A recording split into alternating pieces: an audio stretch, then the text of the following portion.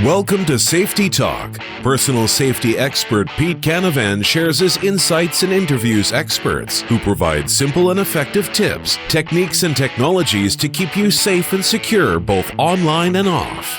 Here's Pete. Hello, and welcome to Safety Talk. We've got another awesome episode for you guys today. And for all you manufacturing companies out there, in this episode, we're featuring a company that strengthens the safety, security, and integrity of critical infrastructure and manufacturing operations. And of course, securing critical infrastructure companies is a focus of my company as well, since this is an industry that has many vulnerabilities with operational technology. And, companies can have potentially hundreds or, dozens of devices, IoT devices on a network. And our guest today on this episode is going to talk to us about his company's technology that addresses this need. Of course, cyber criminals can wreak havoc on industrial networks and critical infrastructure companies anywhere they decide to strike. And of course, it is imperative that both public and private entities do all that they can to keep that critical infrastructure safe. And today you're going to learn about a company that has a technology that can help you do just that. Now, if you haven't already, please be sure to subscribe to our Safety Talk channel on your favorite podcast network or YouTube and help us spread the word. So I'm your host and safety sensei, Pete Canavan. And my guest on this episode of Safety Talk is Eran. He's the CEO and co-founder of NanoLock Security. And this company protects the operational integrity of devices and machines within manufacturing companies, critical infrastructure, and industrial facilities. NanoLock also provides device-level zero-trust operational technology cybersecurity solutions to customers that are involved with critical infrastructure, including food and beverage, utilities, industrial, and of course, manufacturing companies. He's an entrepreneur. He's a senior manager with over 20 years of international experience in founding and managing and leading high-tech companies, and he holds 23 patents. So he knows a thing or two. So how does NanoLock Security do this? We're about to find out. So it's my pleasure to welcome Eran from NanoLock Security to Safety Talk. Welcome. Thank you, Pete. It's a great being hosted here, and thank you for the introduction. Absolutely. We really appreciate you joining us. You are coming to us from Tel Aviv, and it's obviously Israel's been in the news a lot in terms of terrorist attacks, but we have all kinds of attacks that we need to worry about, both from man and those that can attack our machinery as well. We see it in the news all the time, and of course, keeping those critical systems up and running is priority one. And your technology helps us do just that. So we're going to get into that. Maybe we'll just start off by letting our audience know a little bit more about your background and how you kind of got involved with NanoLock. So my background is entrepreneurship and leading startup companies. And I was fortunate enough to start two companies that were acquired. And I was serving on the Nanoscience Technology Center of the Tel Aviv University. And through that, I was introduced to an interesting technology that was way too complicated for the market, but it triggered some ideas. We went to the market and we found an interesting niche alongside my co-founders, the late Shlomo Eran, another gentleman, Eran, that was heading the cybersecurity protection of Israel infrastructure. And by understanding the uniqueness of the need to protect OT, operational technology environments, critical infrastructure, and doing that through the uniqueness of Israel being both a massive target, but a pillar and an innovative country in finding solutions to that. And by interviewing customers both in Israel, US, Europe, we came up with a specific need. Of course, in the beginning, it seemed like it's a small market because IT was dominating. But in the last, I think, 5-6 years, protecting critical infrastructure and industrial assets had become a very important and much needed demand from the market. So that's how we started, from speaking with the customers, speaking with industrial companies, identifying where the market is going, and understanding that what was out there in the market was not providing an adequate solution. Yeah, and it's the problem too is it's constantly evolving, and with our increased reliance on technology and with more and more devices on networks, there's only so much security that you can build into these small devices, whether they're temperature monitors or some, moisture, and humidity monitoring. And, of course, all the machines that are tied to the network, either wired or wireless. It's just that many more endpoints on the network. And, if you've got one weak link in your network that, a hacker's able to get into, then they can start going to the rest of the network, and they can do their dirty business there and try to, whether it's stealing intellectual property, whether it's taking your systems down, whether it's causing some other disruptions. There's a lot of, their goals are many, and but of course they're trying to disrupt and line their pockets at the same time, and it's a very difficult time. But the need, as you said, Eran, has never been greater, and I think the need is going to continue to grow exponentially. I think I read a statistic recently that the number of IoT devices by the end of 2015 is going to be somewhere around 37 billion devices on the internet. Right. I mean, that's a staggering number. And so that's that many devices that we have to protect. So how does NanoLock Security is a company that has now the focus is on securing that critical infrastructure, operational technology, which, as you said, it used to be IT was the big focus, which it still is, but OT has become more of a priority for businesses as we've seen it grow so much. So how does the technology of NanoLock give us, I guess, your best description of what it does in terms of how it helps the industry as a whole? And then we'll kind of dive into some of the specifics of that. So in a second, I'm going to give yourself and our audience a demo, which is going to surprise you and them, I think. But I think we need to define the problem. I think there's a differentiation between OT, operational technology, which are usually legacy or new infrastructure. These are more the machines. And you have the IoT, which are the smaller devices. Mm-hmm. And the issue is that the OT, usually PLCs or RTUs, I don't want to become too technical, are legacy devices coming from multiple vendors and multi-generations. And the second part is you and I have different passwords. So you have Pete 1234, I have Eran 1234 because everybody chooses first name 1234. But we have different passwords. When it comes to industrial, think of the issue. You have 100 engineers, one machine, so they all share the same password. So think of this, that in the industrial world, by design, you don't really have good security. So you're building a parameter. You're saying, I'll protect the network, I'll protect the access. But it's just protecting one door out of the many doors that people can infiltrate. So people can come from the network. So you air gapped or you put something on the edges, but this could be an insider threat, a disgruntled employee, a manipulated employee, a stupid employee that really thinks that this is his uncle from Nigeria who's a prince that gives him $1 million and he presses the link.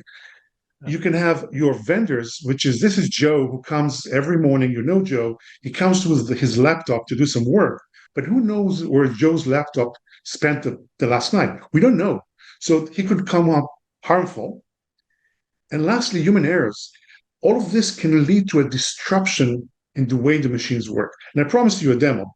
All of our customers have one thing in common. These are their machines. They move, right? So if you make food, if you make energy, if you make water, if you make a car, if you make a pharmaceutical product, oil and gas, you have machines that moves. Mm-hmm. And the bad guys are trying to do this. So they're trying to make a change.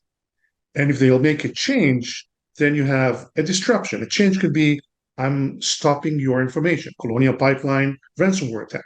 I'm stopping the machines from working. It doesn't matter. And I promise you, there are so many dormant code in there that in due date can go out. Another very simple example, and we have that with so many customers, is the disgruntled employee that changes this because he wants to harm the employer. You have a manipulated one that is given a USB and a lot of money to do something. Just put the USB at night when nobody sees. It's becoming more complicated because you have the headquarters beautifully established in Wisconsin, but you have 100 factories all over the world, not necessarily the same cyber hygiene, not necessarily the same level of trust of the employees, and so on and so forth. So the problem is not, okay, let's put the best high-tech solution we have on the parameter. We buy the best VPN, we'll look at the network. It's just not adequate enough, because in the OT, in this industrial world, the problem are the assets and not the access, the manipulation of the assets. So a lot of the solutions, which are detection solution or VPN, are just trying to say, we'll hold the door so somebody will not come in, but there's so many other holes to come in. And in the beginning, you did a beautiful explanation, and you said there's in critical infrastructure and industrial. But for someone who's manufacturing, I don't know, candies, his machines are critical infrastructure. If somebody will harm his machines, he'll be out of business, or there will be in OT, the problems are not only financial, you can kill people. So there could be a disruption, and you can have fatalities, you can have financial losses. People can lose their jobs. People lost their countries, right? In 2015, 2016, in the Ukraine lost the Crimea peninsula because of a cyber OT attack on the energy grid in Ukraine. So OT is critical. And everybody who has a manufacturing facility, which is the basis of their business, if that will be attacked, that for them is an asset and a critical, it's an attack on their critical infrastructure, which is their business. And you also mentioned IoT. IoT are a second generation, are ways to infiltrate in. So again, the holy target is to disrupt the company, whether it's a ransomware, whether it's a stopping or breaking the production, whether it's changing the way the lights work in the streets because you want to disrupt that. The means can be a sensor, because hackers always look at the weak spot, which can be a sensor, or could be a person, or could be the laptop of an engineer that spends the nights with his laptop wherever, and I can put some kind of a malware inside that the next day will go when he goes into the factory, I can use that door. So it's always the weakest spot. The target is disrupt the production, disrupt the assets, do that by finding the weak spot. And the problem is legacy systems, multi-vendors, no unification of what is needed, and so many attack vectors, which many of them are not covered today. You mentioned something about legacy systems that definitely bears some highlighting. I have clients that are manufacturing companies, and one of the things that is frustrating is some of them have embedded systems. So there's an embedded operating system in it that cannot be updated.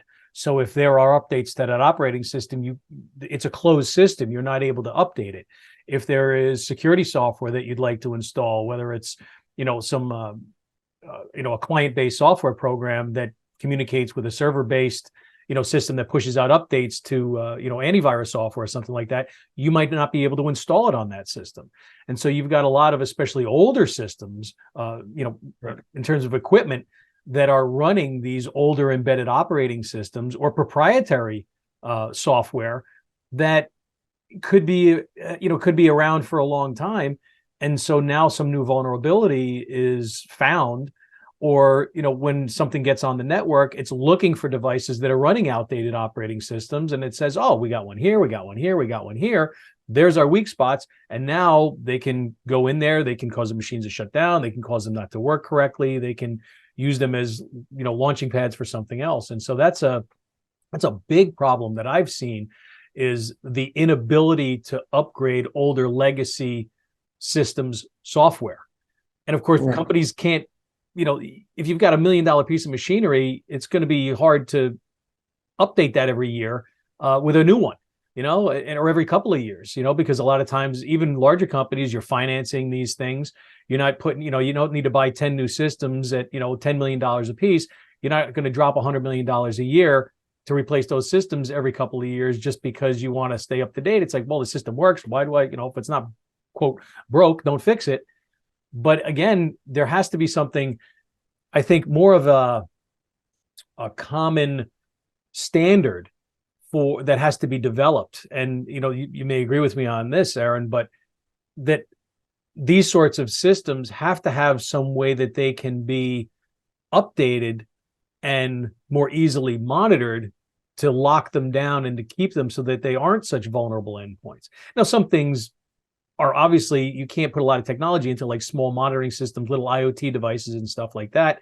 But I mean, they're everywhere. I mean, they're in people's homes or they're in businesses. Everything is, quote, smart anymore. You got a smart fridge, a smart stove. I mean, come on, right? But they're all vulnerable endpoints to a hacker. And you may even have, even in a business, maybe there's a smart fridge in the break room. Okay, people aren't thinking about that. They're thinking about protecting the main network. They're not thinking about the new state-of-the-art refrigerator they just bought for the employees. So there's a lot of things that I think we have to shine a light on in order to make progress. And so that, and that brings us to some other challenges. I mean, from your standpoint, what are some of those challenges that you see facing the industry as a whole? Kind of like some of the things that I'm talking about. And I'll get to that in 1 second, Pete. There is a strong wave of regulation for calling for device level protection. US is a bit lagging behind. So you have CCOP in Singapore, which are the leaders. You have something called NIS2 in Europe, which is part of the Cybersecurity Resilience Act. You have work in Australia. So I think other continents have appreciated and understood that need. US, by the sheer size and complexities, is a bit lagging behind, but it's progressing very, very fast. So there is an understanding that there's got to be, and there are a few bills came out in the US which are pushing this. So there's an understanding that has to be protected. But there are inherent problems which cannot be really solved. So there won't be any unification. You have so many powerhouses and so many OEMs that will never agree. So again, our universe is protecting PLCs and RTUs and those kind of assets. You have powerhouses there that have legacy systems, but nobody will agree that a Siemens management system will also manage a Rockwell Automation or a Schneider, because everybody has its own ego and so on and so forth. Mm-hmm. So again, it's a opportunity for a company like NanoLock. But the fact that you have multiple vendors, multiple generations, the egos of the asset owners, the asset manufacturers themselves, creates that opportunity. The smart side, the modernized element that you're speaking about, creates a different thing, which is some of your elements are smart. They have connectivity and they're connected to the internet. Others are disconnected, and managing and evaluating the risk factor of those assets is complicated. We work with a lot of customers that their actions are, let's air gap our systems because we're afraid of people coming from the internet. However, it's not a smart move to get your systems to be off the grid. The grid has advantages. Connectivity has advantages, but it's not used properly, and putting legacy environments connected without the adequate protection one cannot emphasize how dangerous that is. Very true. And it is dangerous. And you said, like, it's hard to get these companies to work together because they don't want to share, proprietary code, for example. And it's like, hey, no, this is ours. This is how we do things. And egos get in the way of a lot of things, don't they? Right. Well, that's a bit of the opportunity for us, again, in one word. We're, as a company that provides a multi-vendor, multi-generation solution for critical infrastructure. You asked me before, how did we come up with the idea? Well, we spoke with customers, we heard the same challenges, and we understood that the vendors themselves, the OEMs, cannot come with a solution by the inherent targets that they have, the way they're built, their own DNA. So that's a bit of the opportunity that we saw in the market.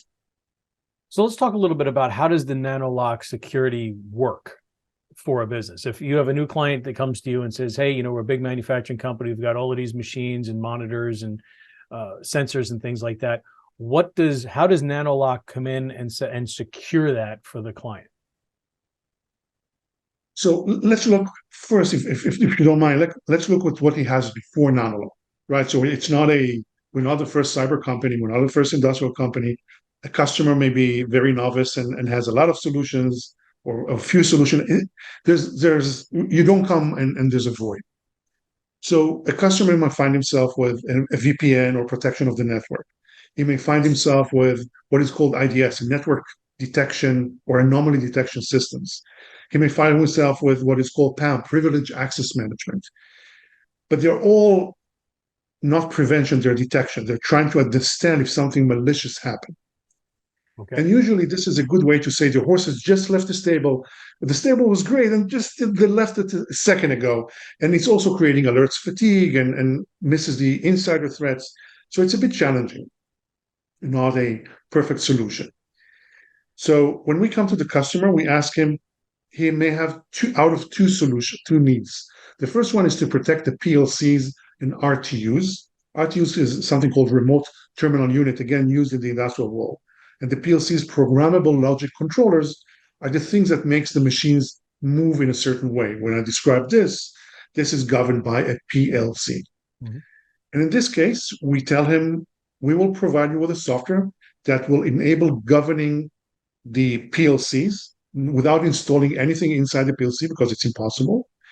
And again, I won't be too technical, but we put some kind of a technology that governs those PLCs and governs the last mile, the last millimeter of how you change them. Because for us, the cyber event is when somebody changes this to that, not by guessing the password, is by making a change from the way the machine should work to a new way it will work, the disrupted way. So we govern through a software in the changes made to the PLC.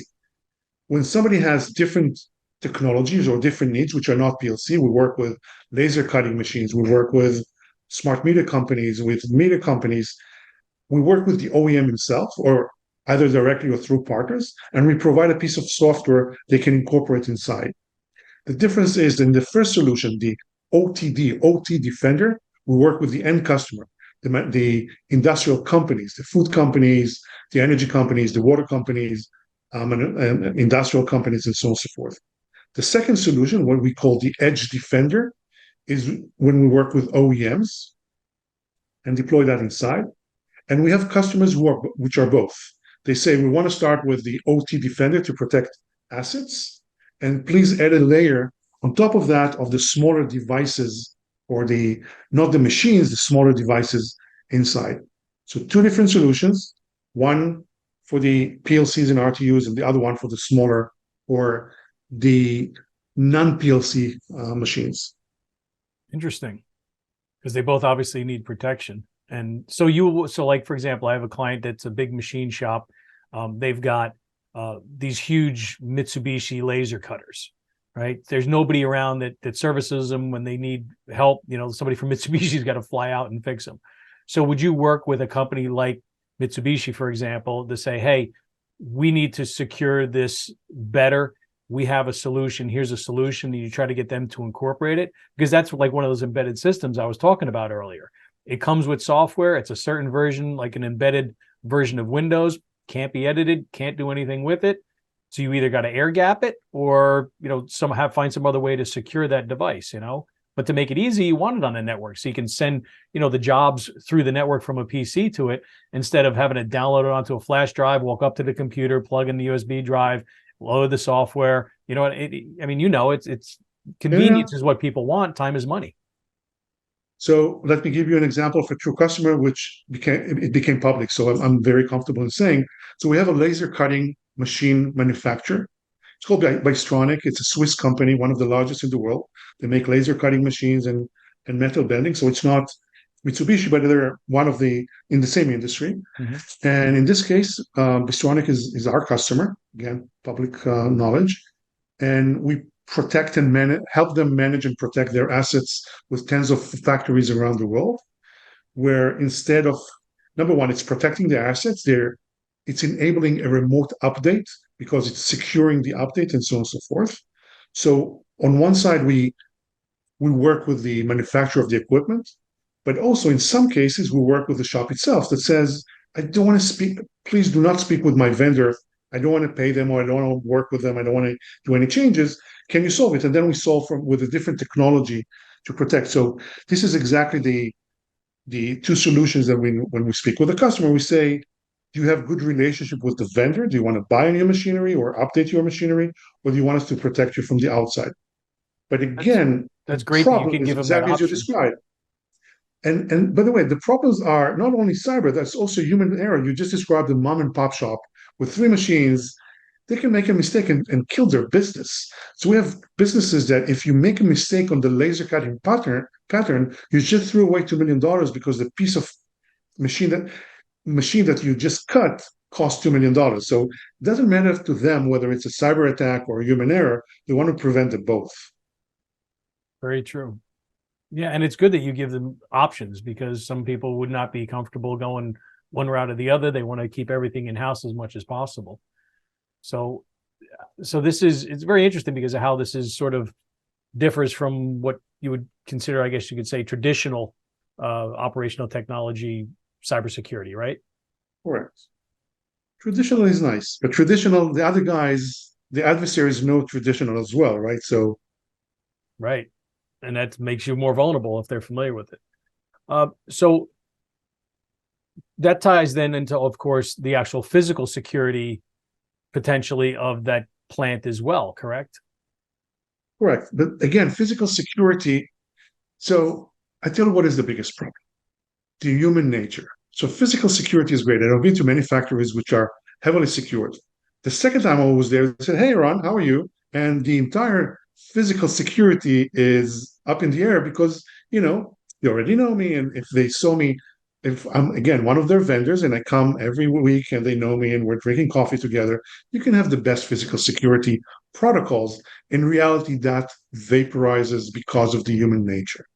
So you can have, and this is always the problem in my view. Everybody has huge books, huge pamphlets on how to protect, and this is the way you do that, and these are the protocols, and you got to have two cards and the machines that needs to look at you and analyze you and X-ray you before. Okay, it's good, great for the first 3 months, and then human nature kicks in, and all right, come in, buddy. We know you. Right, right. And that's all, of course, always what the cyber criminals are betting on. Even things like baiting, right? Where somebody could be coming into a facility, for weeks. Maybe it's a vendor. They could be just somebody working on the vending machines, or it could be somebody installing it, or it could be even just a vendor. And they somehow have been compromised, and now they go to the bathroom and they leave a USB drive on the sink. Correct. Next person comes in there, goes, "Oh, somebody left a drive here. What's this?" They go back to their computer, they plug it in, boom, problem. And by the way, from a politeness point of view, when I speak with customers, let's say it's an American customer, I say people in the US are the best and they don't make mistakes. But you have probably sites outside of the US which don't follow the phenomenal protocols that you have, because nobody wants to feel that he doesn't have the most perfect. Um, and it was proven, everywhere in the world. Eventually, um, the rigid protocols fail some way or the other. They always do. They always do. Where there's a will, there's a way. Somebody's going to get in. If you're a target, it's, and there's a reason for it, whether it's, taking over or disrupting an industry. I mean, there are so many ways that, so many different goals that the criminals have, and most of them it's disruption, right? I mean, cyber attacks are designed to disrupt businesses and infrastructure, and to wreak havoc, and to cause fear, and to get people to lose money, and for them to make money. Correct. So in terms of so you talked about like outside contractors, and how the physical security side of it is great initially, but then the familiarity kicks in, human nature kicks in, and that causes issues there. What about some specific ways that this relates to overall prevention? So when you were talking about your technology earlier, where you can either put it on the network and monitor things, or it can be integrated directly into the equipment. How does that, so what would occur? So you have your solution is now installed at a client, and I'm assuming there's some sort of monitoring station or master control panel that is analyzed or would send alerts out if it determines that something falls within normal or outside of normal parameters? No, this is for us. This is the exact opposite of what we do. So you just described a situation where you know what is the norm and what is abnormal. Mm-hmm. But this assumes that you're smart enough to know what is normal, and it's not necessarily that the cyber adversary is polite enough to look up normal. Because again, if it's an insider that has a root privileges and has your username and password, it looks very, very normal. So we do something very, very different. So here are two other solutions, and then we look at ours. The first one is I am allowing you, it's a privilege access. So is Pete allowed to get in, and what is Pete allowed to do when he's in? You need a very modernized network. You need in many cases, hardware. But once Pete is in, he can probably do whatever he wants. So this is a strong and heavy door, but it's a complicated door. And after you pass the door, you can do a lot of things, and not necessarily the installation of that door is easy. The second thing is, let's try to guess, as you said, is that abnormal? Is that moving from the golden standard? There are two problems there. Number one, not necessarily everything indicates that it's moved from the golden standard. It doesn't leave traces. And number two, it is post-event. Something occurred and you identified it, but it could be already too late. Gotcha. We do something else, and I go to my very, I couldn't bring our technology in, so but this explains. If we are looking at this as the good way your machine should work, and this is the disruption, the detection will say, a second after this happened, something happened. What we say, in order to make the change, so the CISO, the Chief Information Security Officer, or the OT manager, knows what's good. He made the machine goes the way he wanted. The disruption means somebody's changing that. And we focus only on this. We come and say, when you want to make a change, it's not enough that you say that you have password Pete1234, because you may be either I got your password or you may be malicious by yourself. We say your command that changes from this to that must be verified by our advanced technology. So it's not is what happened good, is what you're trying to do legit, is the source of the change legit, is the time of the change legit, meaning if this is at 3 a.m. in the morning and Pete 1234, what the hell are you doing in the factory at 3 a.m. in the morning? Mm-hmm. So you can say so we verify and we say we will not allow the change to occur, to happen, to take place until we verify that the change is legit. And the disruption the solution we've brought, so there was a lot of fear before from prevention. People say, if I prevent, maybe my machines will stop working. We say the machine will always work because the way it works now is great. We only prevent the change, because the change could be good or bad. We don't know. Let's make sure that it's a legit one. And that's the disruption or the difference that we brought into the market.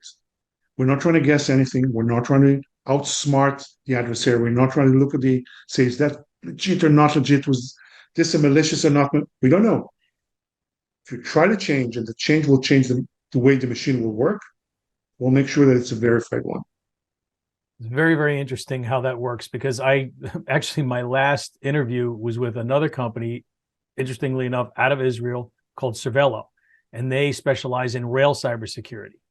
And their technology works very similar to that, where it actually intercepts the command to determine whether or not it's a legitimate command, going to the proper thing at the right time and right place. So it has all of these parameters that it does instantly, that it checks against to know whether or not it's valid for that command to continue along its path to execute.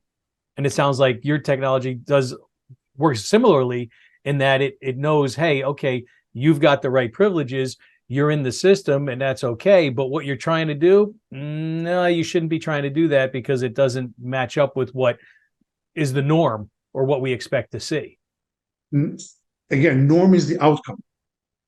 So Cervelo, which is, again, it's a great company, works in a universe that needs to, they have I would say, not an easier task, but slightly different task, because once you work in a specific industry, you know the boundaries, right? So if somebody asks to put the train in 250 kilometers an hour, and you say this is way out of the norm, you know what's legit and not legit. Okay. And it's slightly different. And again, it's a very smart approach that they have, but it's slightly different. We are saying we don't know anything about the change.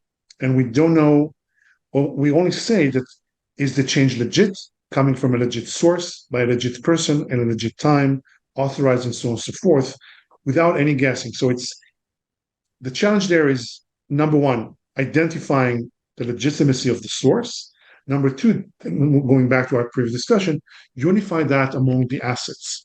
Because again, if we take Cervelo, which is a great example, the universe within the rail systems is pretty standard or pretty common. We're speaking about a bit of a chaotic environment where you have different vendors and different protocols and different generations and so on and so forth. So you need to unify the way the system works while keeping the same idea. Is the change legit by a legit person, following a very logical steps? Yeah, I can see where it would be much more complicated because of all the basically the variables and the options that could come into play, and it's nearly impossible to look in advance at what could potentially happen because it's very difficult to know whether something's legit. Maybe there's a really good reason why something should be done at a certain day and certain time by a certain person. Maybe there's some sort of emergency that the system's security doesn't know about. But I'm sure there must be a way of, I guess maybe not overriding it, but going somewhere and saying, hey, we think this may not be legitimate, and then there's a way that you can say yes or no to that. Correct. So again, in real life, we've added a failsafe. We've added mechanism for safety systems. The universe is not as simple as I've described to you now. Right. Of course, there are differences.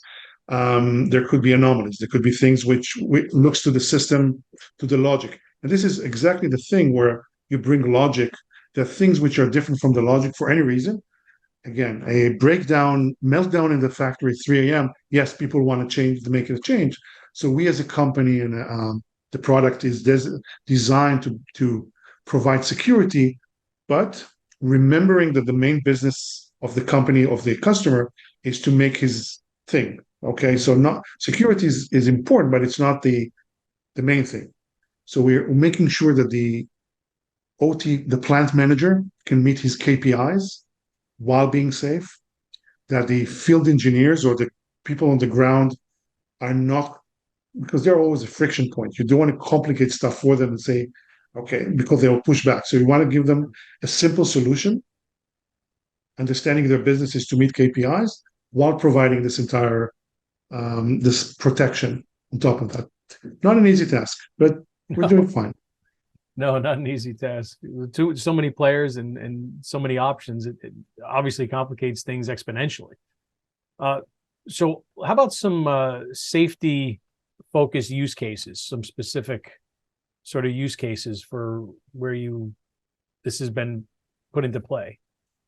Yeah. So again, the safety is by the customer. So I'll give you an example.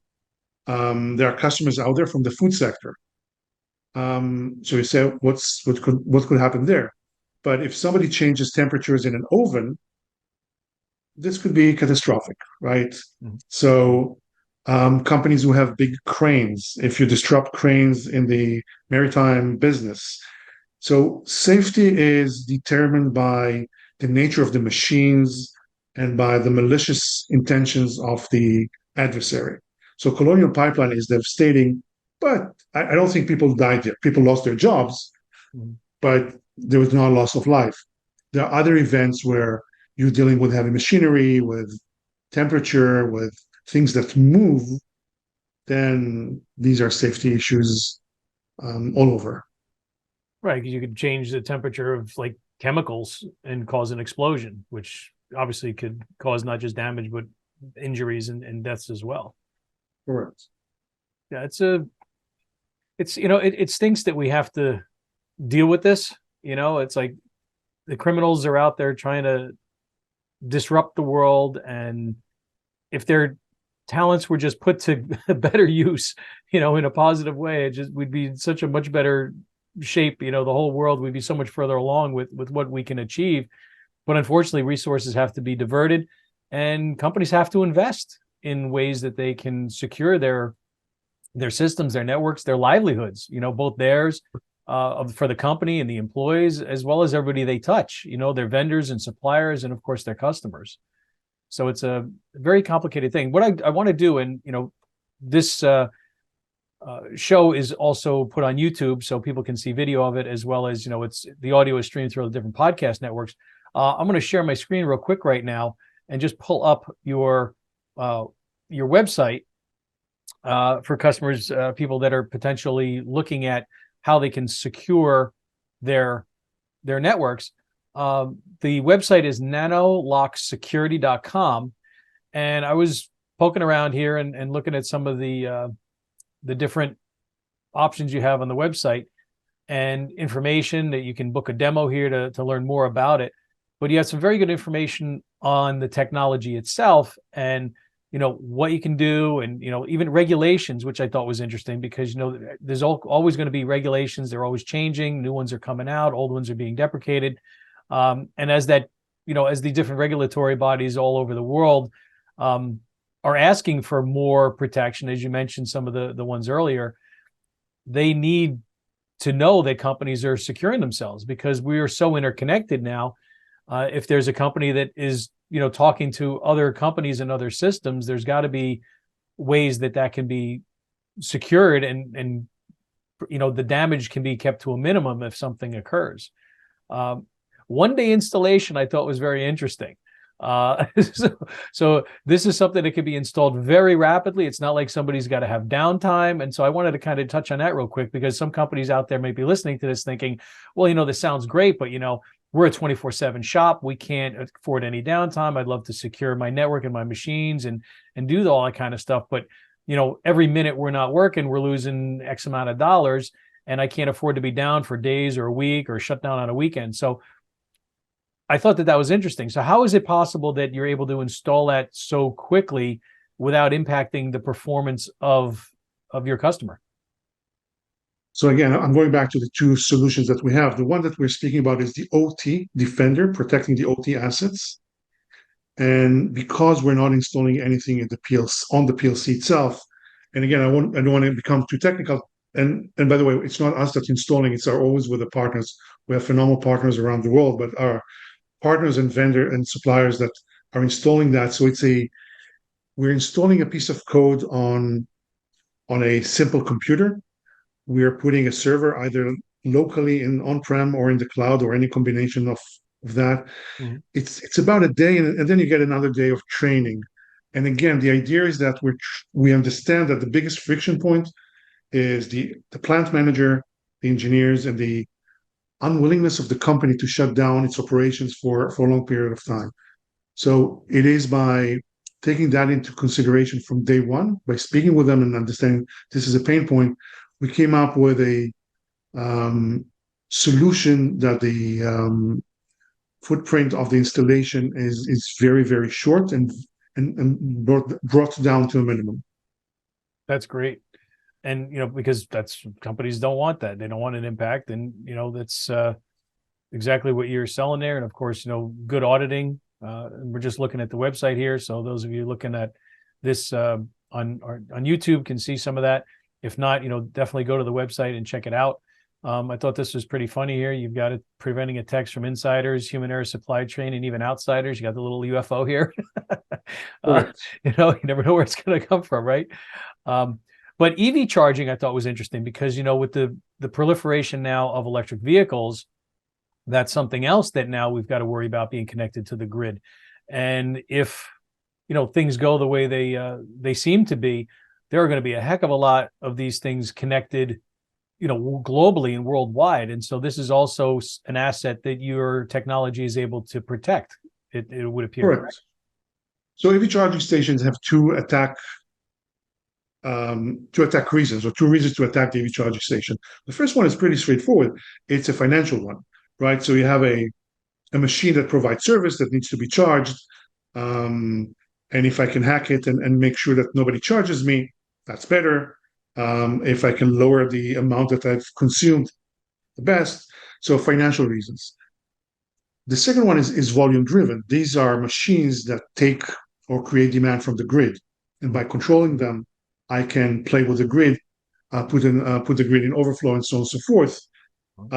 There's the third one, which is the connectivity to the car, but I think that's a more minimal one. The major two are the financial element to this and the fact that if there's no electricity demand or too much electricity demand, I can either shut down electrical cars in a country that I want to shut down the electricity, or I can overload the grid. So these are the two reasons. It boils down to the ability to manipulate the parameters within the EV charging station, calibration, configuration, and other stuff. Again, can be done remotely if they're connected, can be done locally by field engineers. So there are many ways to skin that very, very specific cat. The more popular they will become, the more industrialized they will become, because more dependent the electrical cars dependent on them. That will become a major problem, and they're very vulnerable today. Yes, and the grid, for example, in the United States is very antiquated. They have not invested the technology to protect it. It's scary because we've sent billions and billions of dollars around the world, and if we had just taken a small portion of that money and invested it in hardening the grid here in the United States, we wouldn't have to worry about it as much. I mean, there are still always going to be threats both from man and from nature with regard to how it can disrupt things, but it's a big vulnerability is the electrical. And, you know, the industries that your company helps, as evidence on the website, I stopped sharing my screen, but, you know, energy and water and gas, as well as obviously the industrial manufacturing, as we've been talking about primarily. And of course, as we just mentioned, the EV charging. So there's a lot of industries that can benefit from the solutions that NanoLock provides.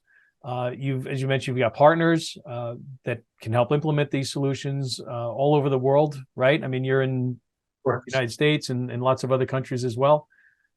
And then there are some resources on the website, which I thought was great. I'll share my screen here for another quick second.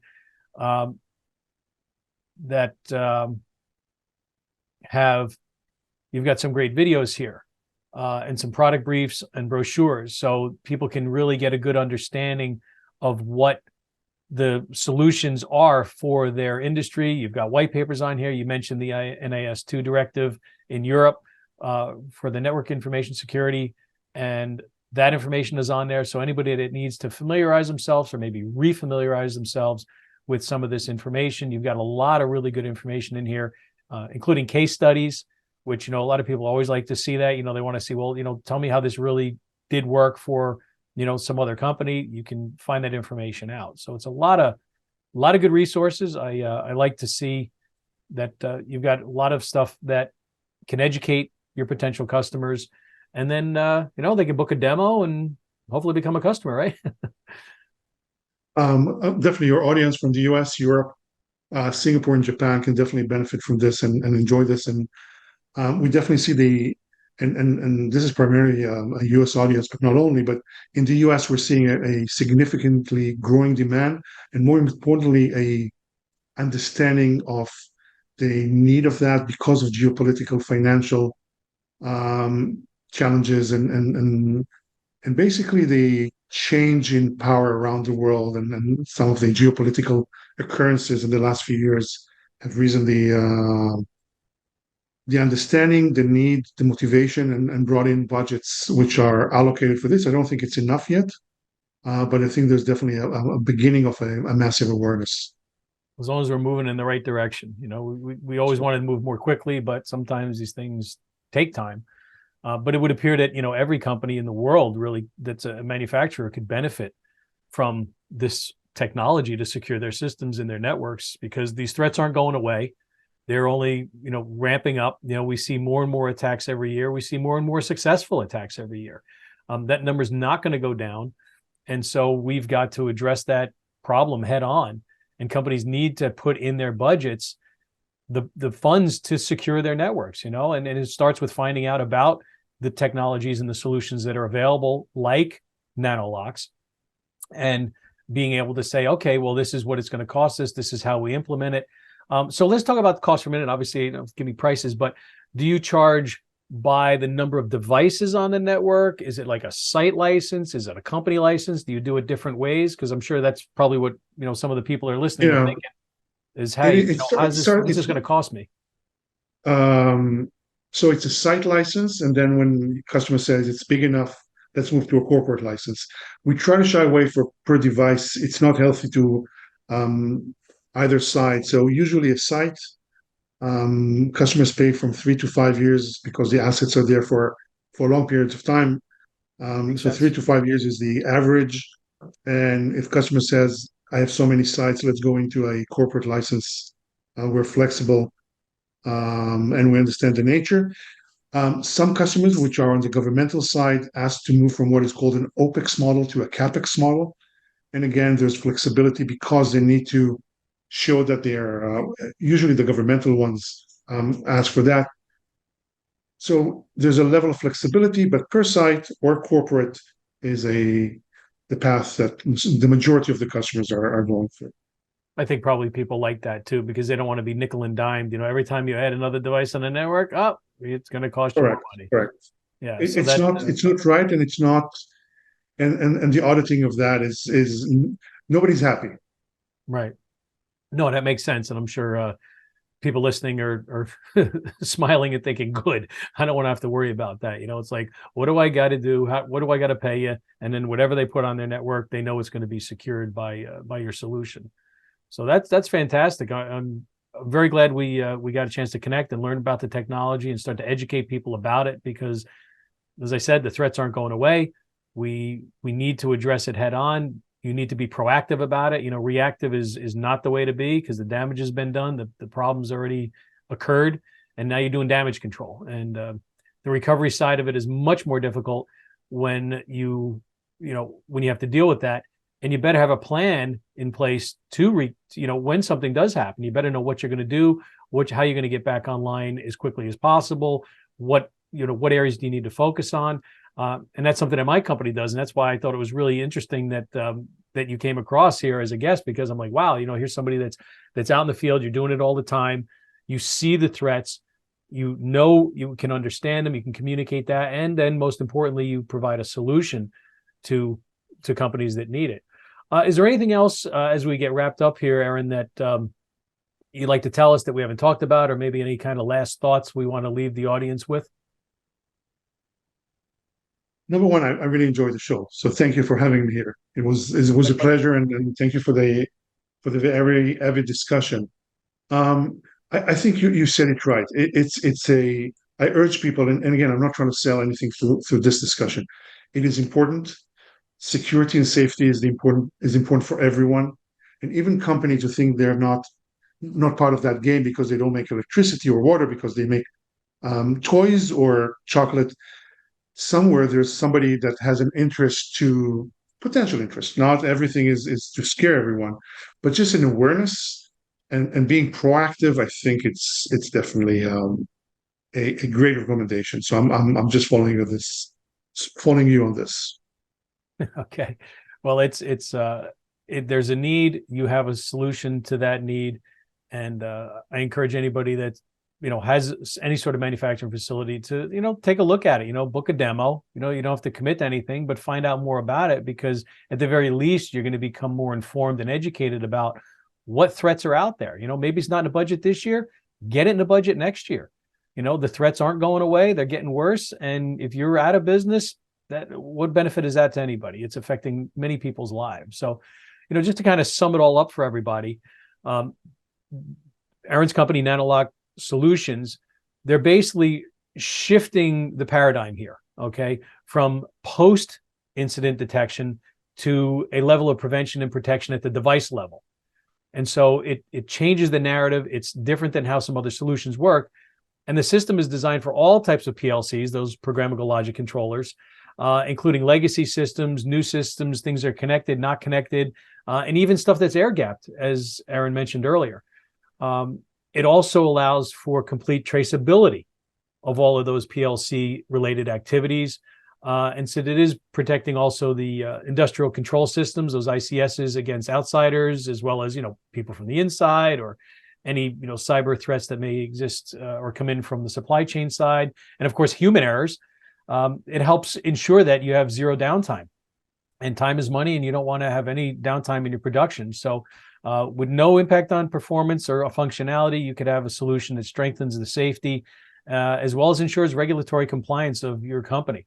So it sounds like, NanoLock's got it all covered for you, and you want to basically take a look at it and see how it can help your business. So did I miss anything, Aaron? Is that pretty sum it No, up?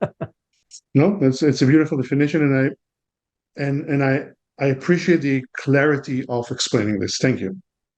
Oh, my pleasure. It was great to have you on. I know it's a bit of a chaotic time for you, so carving out an hour for us here as you're dealing with things over in Israel. The thoughts and hearts and prayers of everybody around the world is with the state of Israel, and we hope that it's comes to a good completed solution that is never repeated. And that's about all I could say about it, because it's been staggering what we've had to witness. So again, I do appreciate that. So Thank you very much. anybody, absolutely. Again, if you're interested in learning more about Eran or NanoLock, you can check out the website, nanolocksecurity.com. Great information there, as I mentioned, explains everything. They're also on social media. You can find them on LinkedIn and Twitter. There's a YouTube channel out there, and Facebook. So we will have those links in the below the video on YouTube, but you can also just search for them and you will find them. So again, thanks so much, Eran. Really appreciate you coming on today. And thanks for our listeners to tuning into Safety Talk. Don't forget to like, share, and subscribe to get the latest information. And until next time, everybody, please stay safe.